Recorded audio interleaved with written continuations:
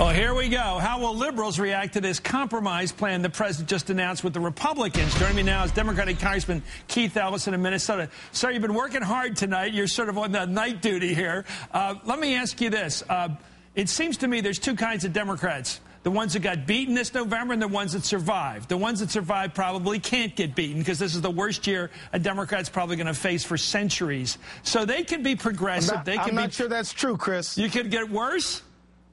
I think it could get worse, and I think the people who won this time around won because they really dug in and worked hard and convinced the voters. Nobody was handed anything in this last election. Well, there are such thing as safe seats, sir. No, they're not. There's no such thing as a safe seat. Excuse I disagree. me. Let me New tell you, York, anytime San Jim Oberstar loses, the Bay Area. Anytime Jim Oberstar loses, there are no safe seats. Okay. A lot of long-term Democrats have been in for a long time. Every time Pete Stark gets 70% in a re-election campaign, that's a safe seat. Okay, I end my story right there. You can't be beaten in San Francisco as a Democrat. You can't. What be about beaten. Oberstar? That's not. I mentioned New York, San Francisco, Philadelphia, Chicago. You can't lose in the inner city if you're a Democrat. You can't lose. Well, I would venture to say that anybody who thinks they're in a safe seat is probably at risk of losing that seat. Arguing over and don't forget about the primary challenge. Let's face it, Congressman, I'm right, you're wrong on this one. Let's move on, okay? No, I don't agree. But you have the right attitude. And don't forget about the primary. And don't forget about the primary challenge either, Chris. Don't forget. Yeah, it's from the left. You know, you got Charlie. Well, look at Detroit. You know, Carolyn Cheeks Kilpatrick got beat by Hanson Clark. She got a challenge there. Okay, so let's get back to the deal. No safe seats. Okay, no safe seats from the right. Let's go in. I'll make it that way. Let's go now. The issue now is what will be the responsibility of your progressive caucus to the president's deal tonight. Can you speak yet, or do you have to check with the people?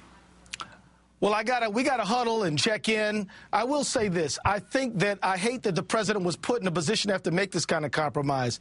I mean, the fact is that we shouldn't have to fight this way just to extend unemployment benefits for so many Americans who paid into unemployment insurance.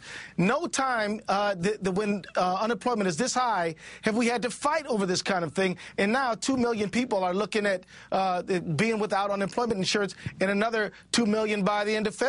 So the fact that he had to make this kind of compromise, I feel very bad about, and I hope it motivates people to get out there and to campaign hard so that we can really have some economic policies that benefit the whole economic spectrum. Just to make your progressive point, which I think I know how to make, I would have put that on the floor and forced the Republicans to vote against it on Christmas Eve. I would have said, go ahead, guys, we'll make your day. You want to be Scrooge, go ahead, vote up or down on unemployment insurance extension. Why do you do that?